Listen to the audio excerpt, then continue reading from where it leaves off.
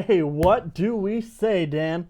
This is, that's right, the 94th edition of the Wrap-Up, Dan. It's been a darn pleasure to sit here at this desk every week with you. Desk, that's right, with a T. Nick Buckler, Dan Myers. We're here to talk about the world of sports and what's happening. And there's a lot going on right now. It's March, which means it's madness. And, the World Baseball Classic's happening. We got the NBA and NHL playoffs upcoming. Free agency in the NFL. What a time to be alive. It's April in the D. Not quite. March Madness in the mitten. Keep it fresh. Just thought of that. You can patent it later. I'll take the proceeds. Dan, what's happening? This is my favorite time of year. I mean, we got the April in the D. Baseball's coming back. We obviously got March Madness coming. And I love this. I mean, you get to go home, 3 o'clock, you got college basketball on. And it actually it's got meaning to the game. It's not, Our Lady of the Useless Miracle playing Bob's College. So, yeah. Bob's Burgers? That too. Hey, get at me, Gene. What up? Post up. So let's start with March Madness. Mm-hmm. The brackets have been set. Playing games are happening on Tuesday and Wednesday. Who cares? The playing games are, at least the 16 seed playing games are a joke. You're playing for the right to get whooped by Villanova or Kansas or North Carolina, whoever they're playing. But the 12 seed and the 11 seed playing games actually have somewhat of meaning because those teams actually have a chance to make a run against a said 5 seed or a said 6 seed. However, the 6 seeds are pretty good this year, and you have Cincinnati sitting at a 5 seed with just 5 losses. It makes the brackets a little bit of a head scratcher. And I always struggle when filling out my bracket. I put too much into it, and then I just get let down. I take Baylor to win every year, and they lose in the first or second round. So I said no to Baylor this year. Dan, who's your sleeper team? I'm not asking who you got winning it all. Who is the sleeper team that could make a run to the Sweet 16 or the Elite 8? You know what? There's out there. And what was it? Was it last year or the year before we had that? It was a Florida Gulf Coast? Was it Florida Gulf Coast? The 15 seed? Yeah, and then you had one of the Ivy League teams that actually went. Harvard made a run. Was it Harvard? Yeah. Okay. It's hard to go, with that. No, it was Yale. Was it Yale? They beat Duke. No, sorry about that. They did. It was Yale, right? Was it Yale or somebody else? I'm trying to figure it out. Either Yale or who cares? Either way, there's a bunch of smart dudes running around. Right. And, I just want to see what, I think out of one of those, that division or that section The conference, yeah. That conference, excuse me. I think it was Yale. Was it? Okay. That's who I'm going to go with. It seems like every year we get someone in that conference that'll get it going. So we'll see. Hopefully they don't upset my Dukies. I want to see Michigan go far. Who's Duke got in the first round? Troy? Troy. Yeah. Troy High School. Exactly. It's going to be crazy. Please hold. Apparently, Breaking news. Apparently, Troy I don't know Duke. how to mute my phone. Is this Media 101? Apparently, right. Specs Howard didn't teach us the right way. Your phone went off a couple weeks ago. Here's mine. It's all for business. Yeah. It's all for business. I promise. And it's part of our shtick. Yeah, it reminds me of the news, the local Detroit news network here that a few of our personnel work at. When they were doing a story, and the reporter was pointing at his phone, and to be funny, one of the anchors called him while he was live, and, well, you see he's showing it, and his phone starts to ring, and he kind of chuckled. Folks, that was breaking news. I'm releasing my Final Four. Let's hear it. I don't think I have a number 1 seed. Right. I may. I don't remember. I filled it out yesterday, so I'm not sure. But I know in the top right corner bracket, it's either Kansas or Butler I got coming out. That's right, number 4 seed Butler. However, I think it's Kansas. I'm going to go across to Duke coming out of their bracket. Mm-hmm.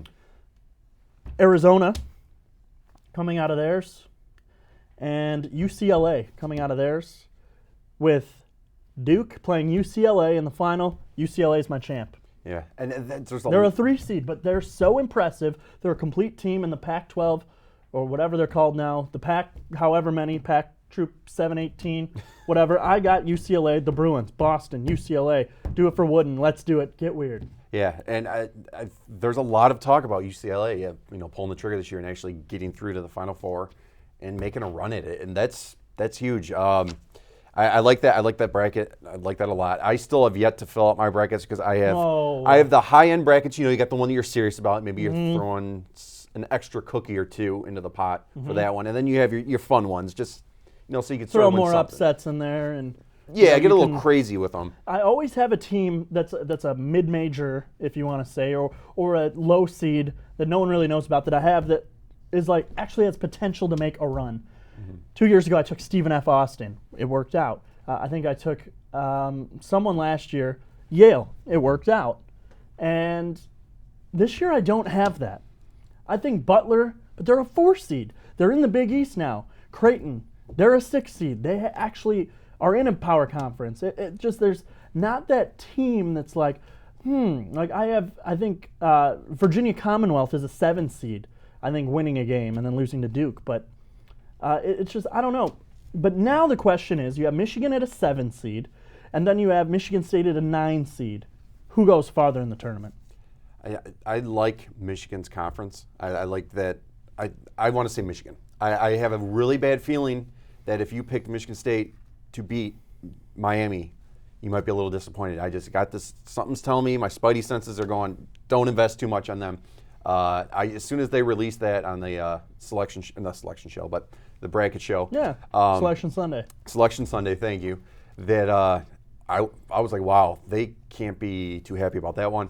I'm sensing an upset. They should be thrilled. Yeah. Sure, the 8-9 is not a fun seed to be because you have to play a 1 seed in the second round should you win.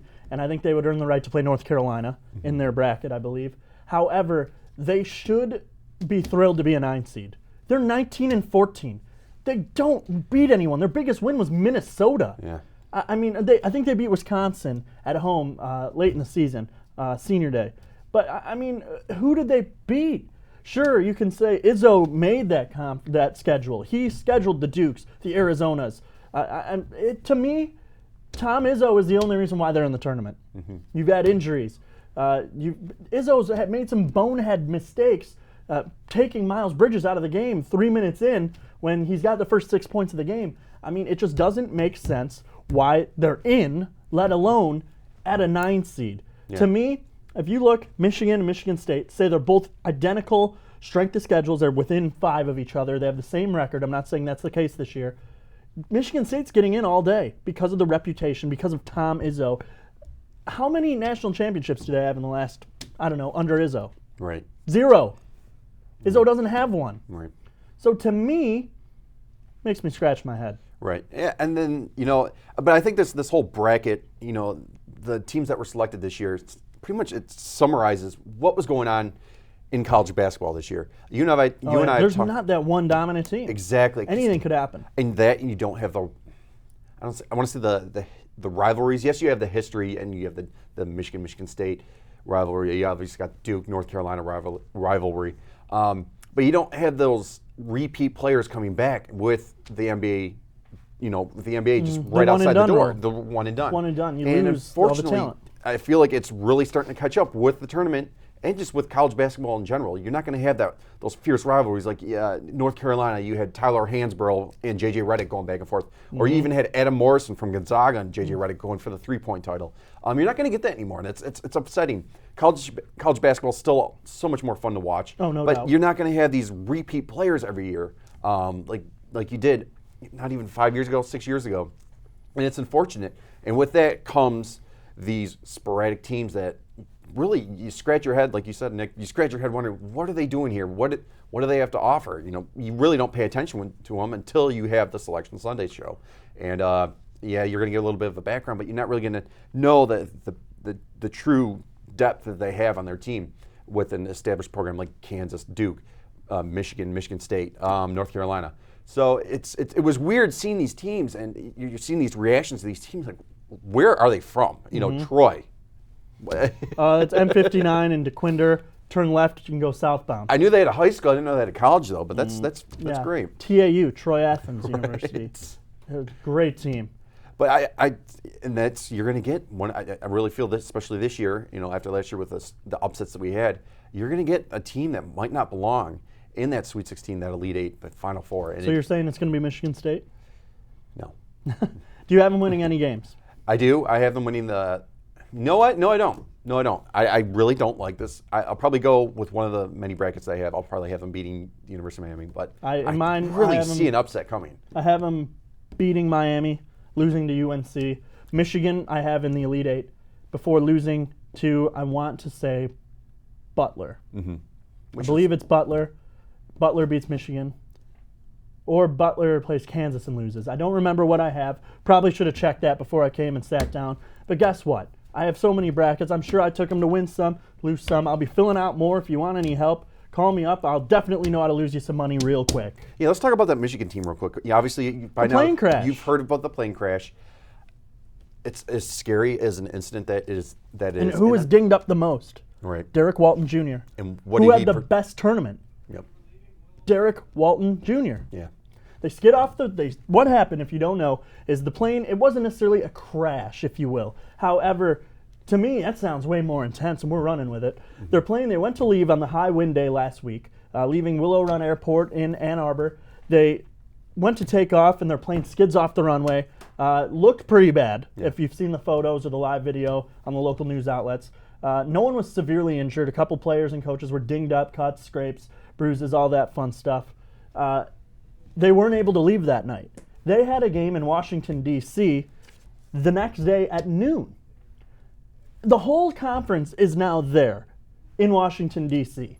Michigan is still in Ann Arbor. Mm-hmm. Their plane didn't leave until 8 the next morning from Ann Arbor to Washington, D.C. They didn't land until about 9:45 and bus over straight to the airport, didn't even go to a hotel. Bus straight to the arena. Yep. An hour and a half before the game. And we're not They didn't have their uniforms. Yeah. They played the first game of the tournament in their practice jerseys. Yep. And they won by 20 points on no sleep, fatigue, and just pride. Yeah. Then they go on and win the entire tournament. They knock off the 1 seed, then they beat the 2 or the 3 and then the 2 in the final. This team's destined. Yeah. Look out. Step aside, Duke of 99. Step aside, Pistons, even though you're pro. Step aside, you and me. Michigan, the bad boys, the Fab 12. Let's get it. 2017. Win it all. Yeah, and you're saying, like you were saying, they were bussed over, to the arena, from the airport. Well, in Washington, D.C., unless you are from, a foreign country or whatever, and you're a dignitary, you don't get a police escort. Michigan got one. They got a police escort. Yeah.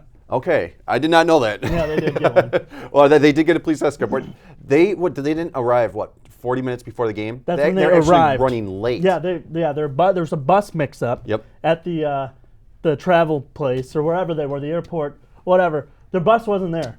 And the cool, what I thought was classy, albeit the rivalry, Michigan State and was it Penn State? Penn State. Penn State had a They had a offered game. to move they their game. They offered to switch times. And Michigan they said no. They said, we're going to go get this over with. I think it was a good idea to get it over with because if you're going back to the hotel and sleep, you're not going to want to wake up. You're already up. You're running on fumes. You're there. What's the point of teasing your body for a couple hours of sleep? Just get it over with. Go crash, go sleep, and let's get ready for tomorrow, which they did. They beat Purdue, then they beat Minnesota, then they beat Wisconsin in the final by a large margin.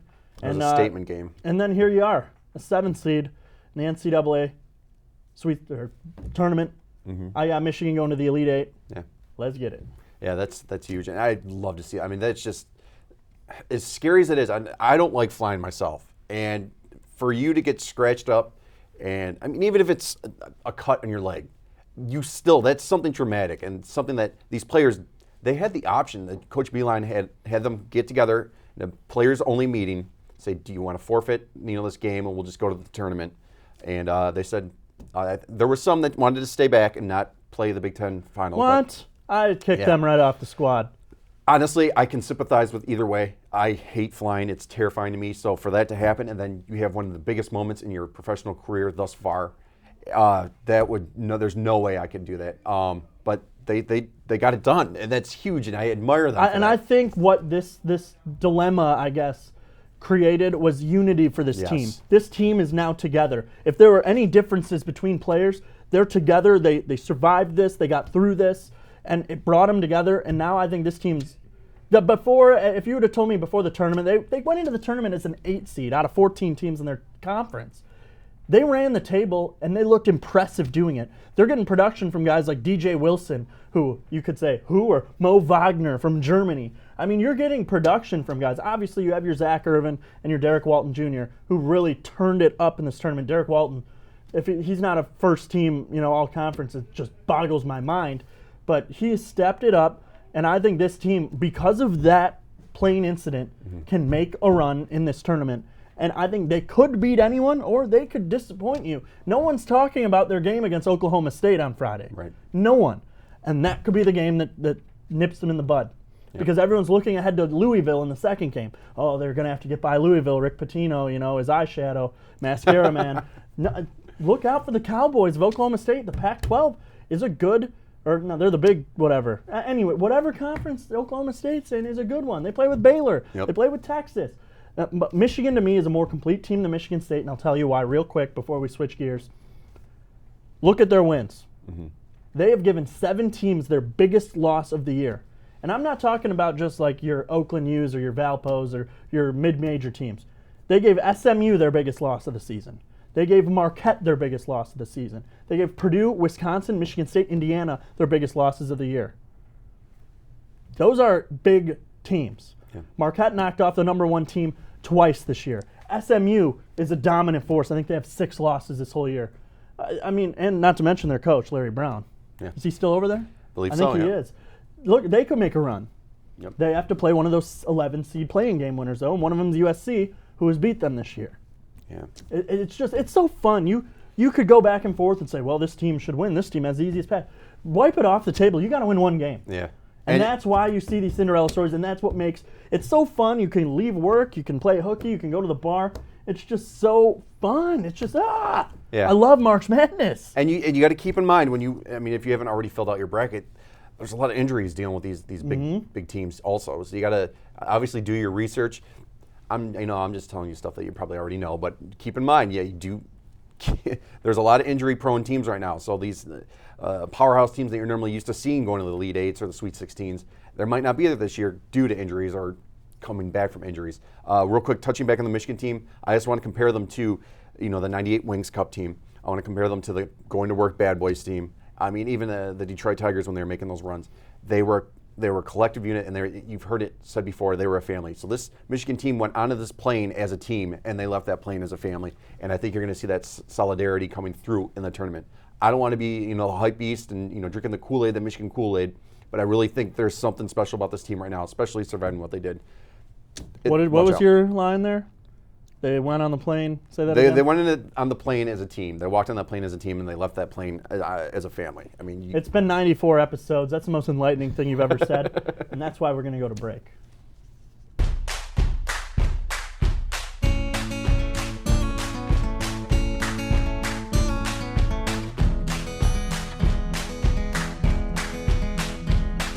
If ever there's a reason to be swept up in the season of the falling leaves, and if the days grew shorter and the darkness drew its order from the autumn gray, I'd rather sit this out and sleep the day away instead. But weary eyes a bit too slow and deep. Rather sit this out and sleep the day away instead, to worry about the emptiness that comes.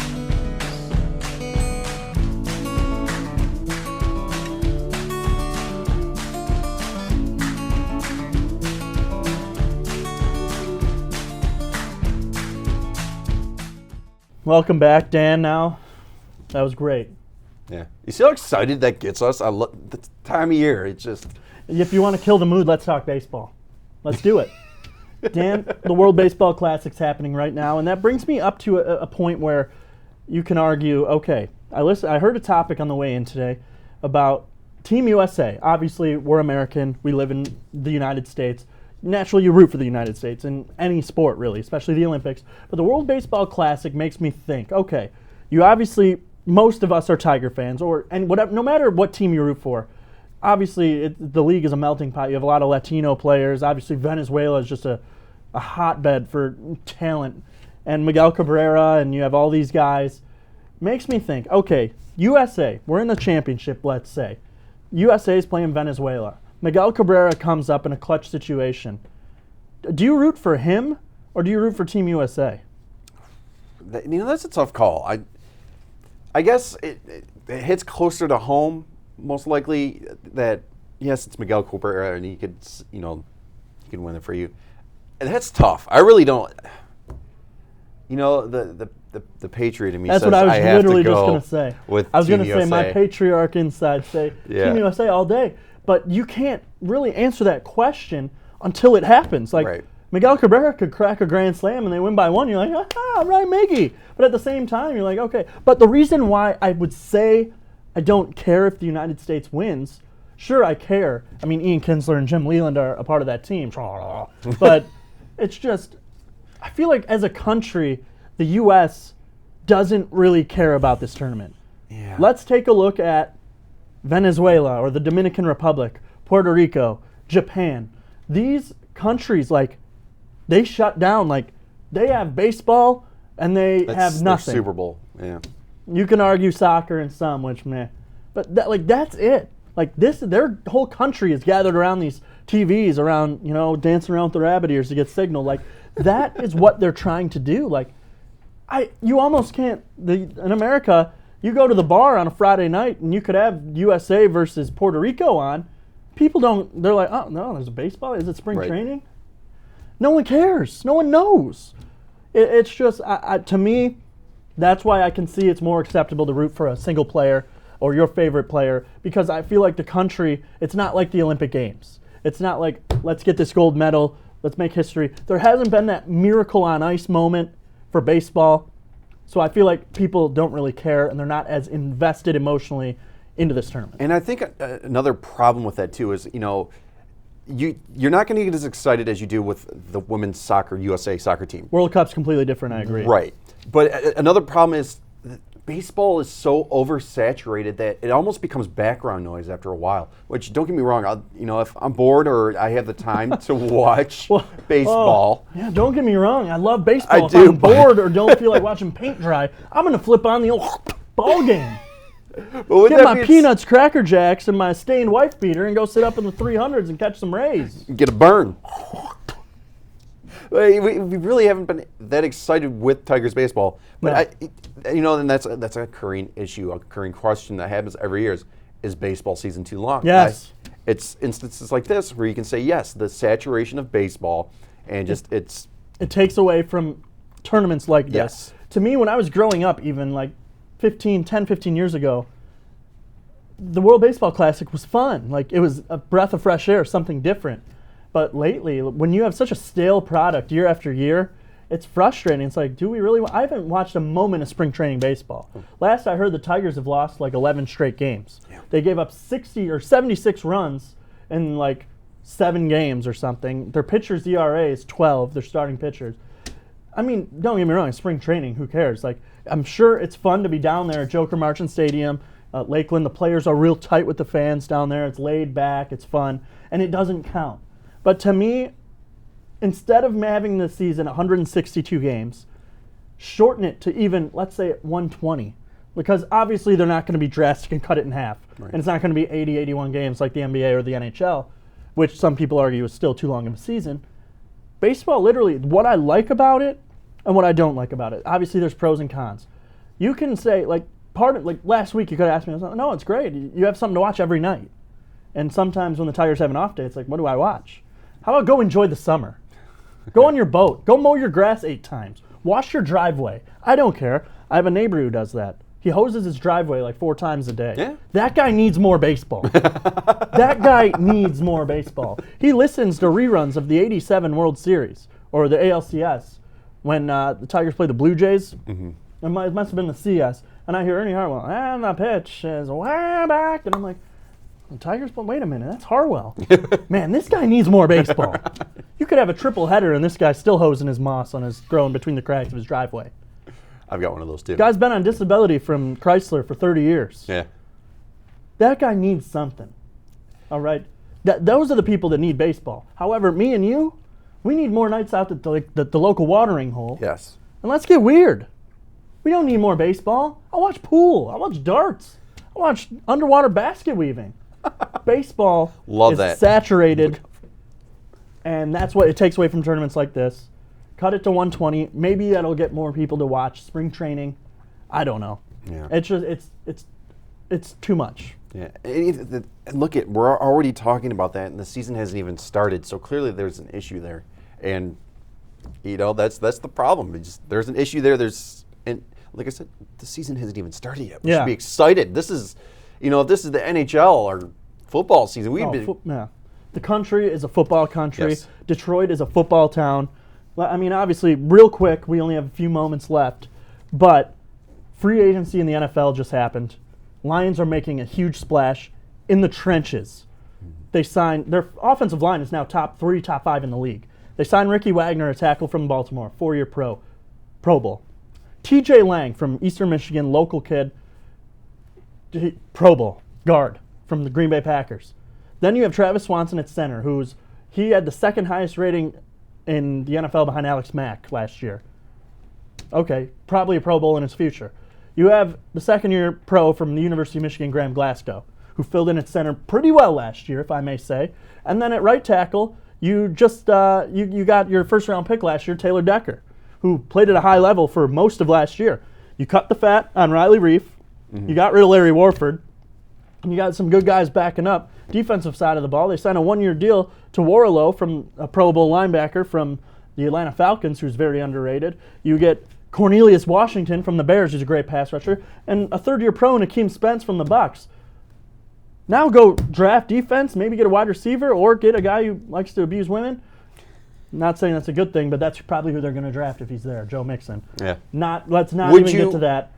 I wouldn't take a chance on someone who has that much of a criminal past. If he had, he had some substance abuse, okay, that's something you can look past. But when you're on tape assaulting anyone, woman or man, that's unexcusable. Breaks her jaw. That's Ray Rice written all over it.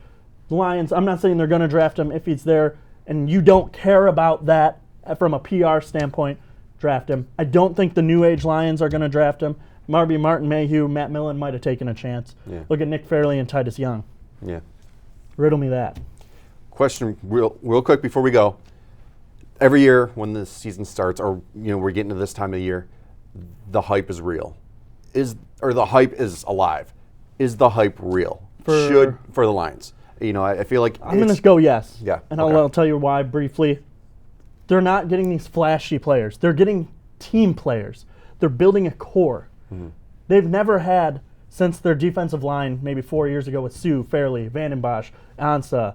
I mean, they haven't had that explosive one core. Now they have a good D-line and a good O-line. Stafford now has protection. They might be able to finally establish a running game for the first time ever. We'll see Abdullah. We'll see Riddick, hopefully healthy. Who knows what could happen? I think the hype's real. I like it. You like it.